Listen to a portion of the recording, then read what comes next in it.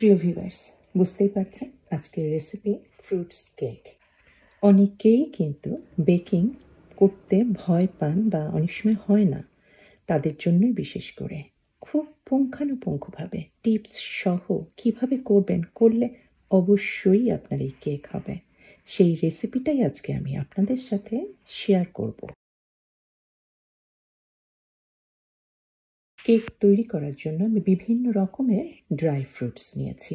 এটা টুটি ফ্রুটি, কালারফুল, আর এটা হচ্ছে খোরমা আমি কেটে নিয়েছি ছোট ছোট টুকরা করে, আর এখানে শুকনা ফিগ আছে। এটা হচ্ছে সুগার কোটেড অরেঞ্জ পিল বা কমলা লেবুর খোসা কিছু নিয়েছি, কিশমিশ, আর এটা হচ্ছে অ্যাপ্রিকট শুকনা, আর বাদামের মধ্যে নিয়েছি অ্যালমন্ড, খুব পাতলা পাতলা স্লাইস করে।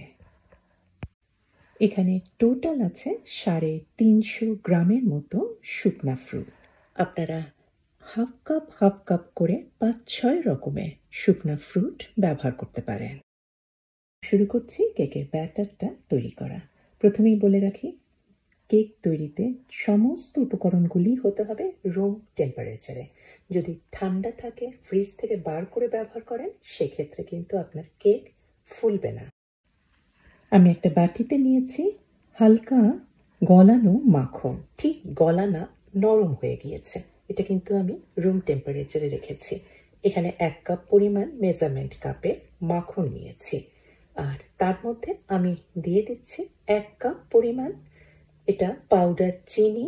পাউডার চিনির বদলে নর্মাল চিনি ব্যবহার করতে পারবেন, সেক্ষেত্রে আপনার চিনির পরিমাণ হবে 1.25 কাপ পরিমাণ, অর্থাৎ 1 কাপের 4 ভাগের 3 ভাগ। ইলেকট্রিক হুইস্ক দিয়েই আমি এটা বিট করে নিচ্ছি, তবে আপনারা হাতে করতে পারেন, সেক্ষেত্রে সময় বেশি লাগবে আর এফোর্ট তো অবশ্যই একটু বেশি দিতে হবে। বিটার দিয়ে যখন বিট করবেন তখন আপনার স্পিডটা কিন্তু প্রথম হবে একদম কম, তারপরে আস্তে আস্তে ক্রমান্বয়ে আপনার স্পিডটা বাড়াবেন। এখন প্রশ্ন হচ্ছে কতক্ষণ আপনি এটা বিট করবেন। আপনি 5-6 মিনিটের মতো বিট করতে হবে, আর মাখনের রংটা হয় হলুদ রঙের। বিট করতে করতে দেখবেন যে এই চিনি আর মাখনের মিক্সচারটা সম্পূর্ণ সাদা হয়ে গিয়েছে আর তুলার মতো হালকা হয়ে গিয়েছে, খুব ফ্লাফি হয়ে যাবে, অর্থাৎ এর মধ্যে প্রচুর পরিমাণে বাতাস আটকিয়ে যাবে, ফলে ফেপে উঠবে।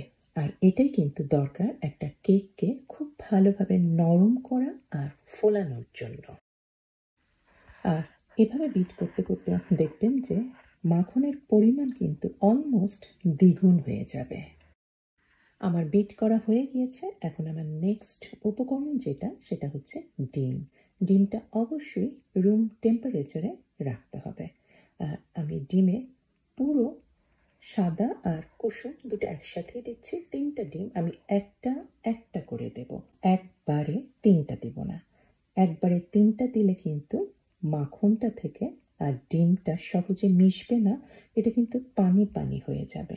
মাখনটা আর ফোলানো ফাঁপানো থাকবে না, ওটা একেবারে ফ্ল্যাট হয়ে যাবে, অর্থাৎ সমস্ত যে বাতাস আমি এতক্ষণ ধরে বিট করে ভেতরে অ্যাকুমুলেট করেছি, সেই বাতাসটা কিন্তু আর থাকবে না।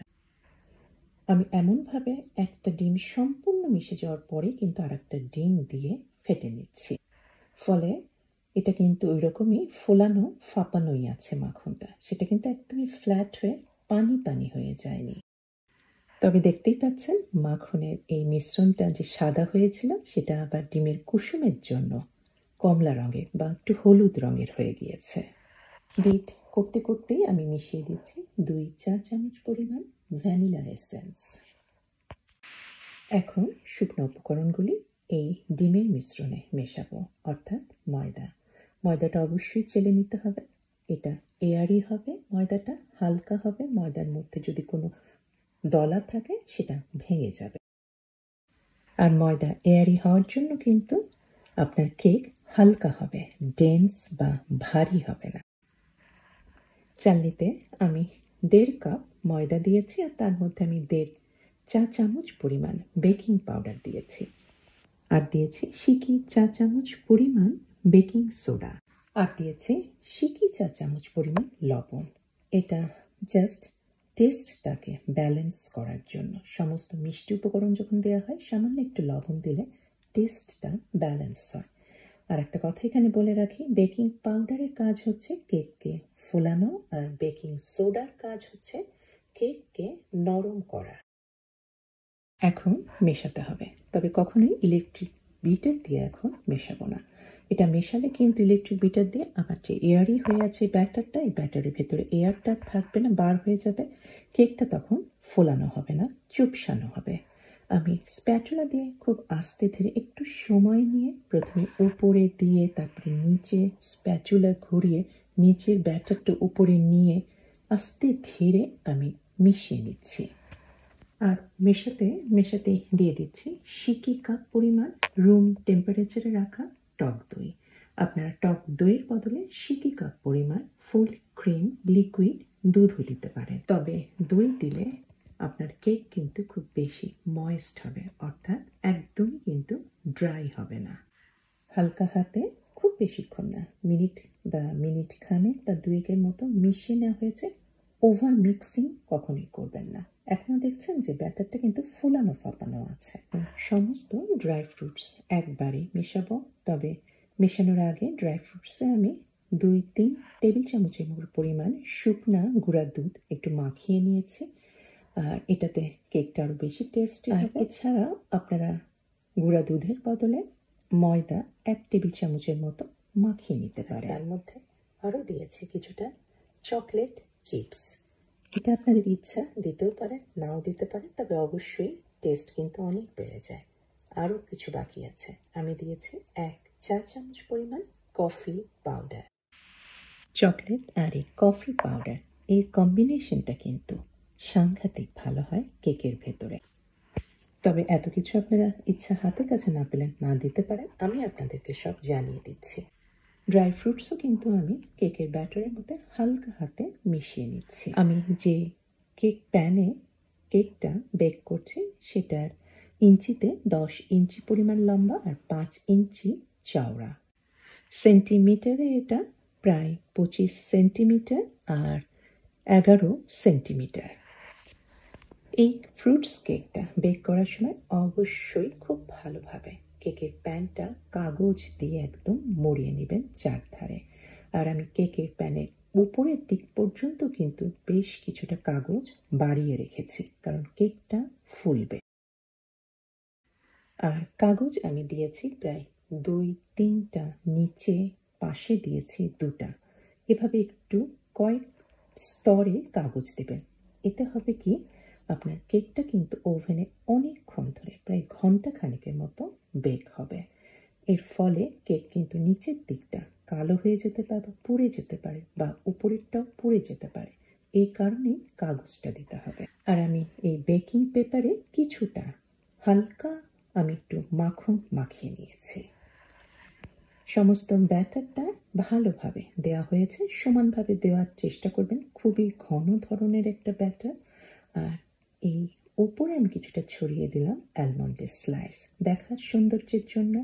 আর একটা চাকু দিয়ে মাছ বরাবর একটু কেটে নিয়ে সেখানে আমি একটু গলানো হালকা নরম আর কি মাখন দিয়ে দিয়েছি। এটা দিলে হয় কি, কেকটা এই মাছ বরাবরই ফেটে যাবে। ওভেনে দেওয়ার আগে প্যানটা আমি একটু শেক বা একটু ঝাঁকিয়ে নিচ্ছি, যাতে ভেতরে যদি কোনো বাতাস থাকে সেই বাতাসটা যাতে বার হয়ে যায়। আর একটু সমানভাবে যেন ব্যাটারটা প্যানে ভালোভাবে ছড়ায়। এখন আমি এই কেকটা বেক করব ওভেনে। আর প্রিহিটেড করা ওভেনে আমি এখানটায় বেক করব প্রায় 50 থেকে 60 মিনিটের মতো। তাপমাত্রাটা ছিল 180 ডিগ্রি সেন্টিগ্রেড অথবা 356 ডিগ্রি ফারেনহাইট। কোনো একটা বাঁশের কঞ্চি অথবা চাকু আপনারা যদি কেকের ভেতরে প্রবেশ করে বার করেন এবং কাঠিতে যদি কিচ্ছু লেগে না থাকে, তাহলে বুঝবেন যে কেকটা একদম ভেতর পর্যন্ত ভালোভাবে কুকড হয়েছে। কেকের পাশে উপরে তো একদমই রংটা একেবারে খয়েরি আছে, পেছনটাও দেখেন একদমই কিন্তু কালো হয়নি। আর এই কেক আমি জাস্ট কিছুক্ষণের জন্য রুম টেম্পারেচারে রাখবো 10 থেকে 15 মিনিটের মতো। তবে সবচেয়ে ভালো হয় আধা ঘন্টা থেকে 1 ঘন্টা পরে যদি কেকটা আপনারা কাটেন, গরম অবস্থায় কেক কাটলে কিন্তু কেক খুব নরম থাকে, তো খুব ঝুরঝুরা হয়ে পড়ে যায় বা কেকটা ভেঙে যেতে পারে কাটার সময়। আর এই কেক অনেক দিন পর্যন্ত আপনারা নর্মাল ফ্রিজে রেখে কিন্তু খেতে পারবেন, প্রায় 15-20 দিনের মতো, একদমই নষ্ট হবে না। আর আর একটু ময়েস্ট রাখার জন্য আমি গরম অবস্থাতেই কেকের উপরে আমি একটা সিরাপ মাখিয়ে নিচ্ছি। এটা চিনির সিরাপ, এর মধ্যে আমি সামান্য পরিমাণে কফি দিয়েছি। তৈরি করে ফেলেন আমার এই কেকের রেসিপিটা আমি যেভাবে বলেছি সেই টিপসগুলি অনুসরণ করে। আপনার কেক অবশ্যই এইরকম হবে। এটা কেন হয়েছে? কারণ ওই যে বলেছি না, কেকটা বেক করার পরে সঙ্গে সঙ্গেই কিন্তু কাটাকাটি বা একটু নাড়াচাড়া করা যাবে না, একটু সময় দিতে হয় ঠান্ডা হওয়ার জন্য, অন্তত আধা ঘন্টা থেকে ঘন্টা খানেকের মতো। এই ভুলটা আমি করেছি, আপনারা কিন্তু অবশ্যই করবেন না।